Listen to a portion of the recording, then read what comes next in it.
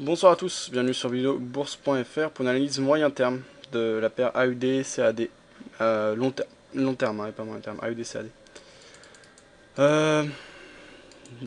Ici en graph hebdo, on peut monter jusqu'à 92, donc ça fait beaucoup d'historique. Je pense on est entré, et là on ressort par le bas d'une zone de résistance, c'est une zone assez ample, que je situerai entre 1.005, pardon, 1.055, pardon, 1.0555 et 1.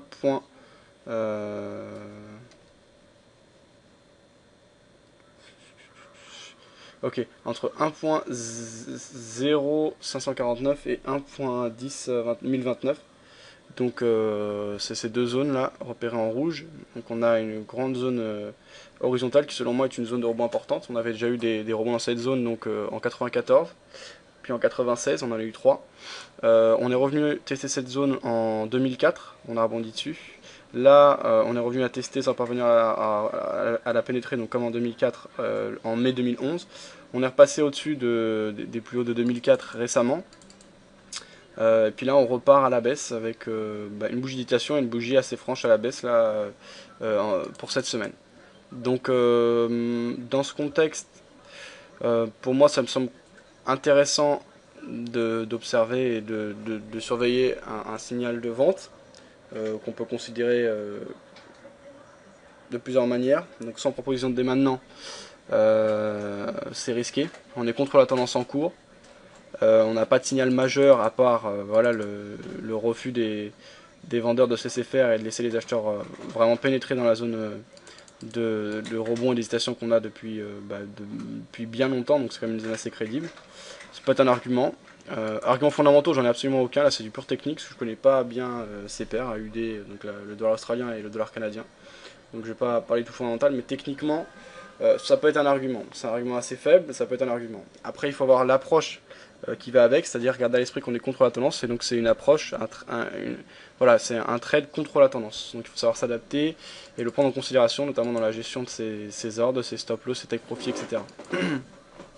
Alors, si on prend position dès maintenant, le stop-loss, on a deux possibilités. Soit on le place au-dessus des plus hauts qui ont été marqués récemment, donc le 30 octobre, donc au-dessus des 1.0663. Soit on peut se permettre un stop-loss large, et là c'est l'idéal, le placer au-dessus des plus hauts, pardon, qui a été marqué en 96, donc au-dessus des plus hauts qui sont à 1.1030. Au niveau des objectifs, étant donné qu'on est sur une prise de position sur phase de rebond, donc contre la tendance, ce qui peut être intéressant, c'est de jouer les retracements de Fibonacci, avec en ligne de mire les 23,6%, ce serait 0.9844. Une fois atteint ces niveaux, soit on coupe toute la position, soit on en coupe une partie, on déplace le stop loss au break-even et on essaie de chercher un autre retracement, c'est possible aussi. Moi, le scénario que je privilégierais cependant, ce serait pour le moment la patience. Pas de prise de position à l'achat, ça c'est sûr, même si on devait franchir les précédents plus hauts. À part si vraiment on a une énorme bougie, bon là c'est comme sur toutes les paires, hein, quand on a un mouvement de foule, étant donné que c'est des marchés qui sont régis par l'offre et la demande, je suis. Mais tant qu'on n'a pas ça, je rentre pas en position achat, je surveille plutôt les shorts. Et un beau signal serait la cassure du support oblique haussier qu'on a ici en vert. Donc en cas de cassure de ce dernier, ça voudrait dire déjà qu'on a tracé près de 23% si on le fait rapidement. Ce sera un signal pertinent techniquement. Maintenant, c'est une question de point de vue et de plan de trading. Il y en a qui vont aimer jouer l'anticipation, il y en a qui vont attendre la confirmation. Bien sûr, comme toujours en trading, c'est une question de compromis. Quand on joue l'anticipation et ça se passe mal, on n'a pas eu le signal, donc forcément ça peut continuer dans le même sens. On peut être plus sûr de soi quand on prend un signal concret, mais bien souvent on rate une partie du trade. Donc c'est une question de compromis. Moi personnellement, je jouerais plutôt la cassure, donc la prudence. J'attendrai effectivement que les vendeurs prouvent qu'ils sont capables de reprendre en main ce marché pour jouer une correction assez avancée. Puisque à chaque fois que cette zone a été testée, on a eu des grandes phases de retracement derrière. Donc pour moi, ça vaut le coup d'être patient. Maintenant, ceux qui veulent anticiper et y aller rapidement, ça peut se comprendre. Voilà. Alors je vous rappelle que c'est que mon avis, c'est pas du tout un conseil ou quoi que ce soit.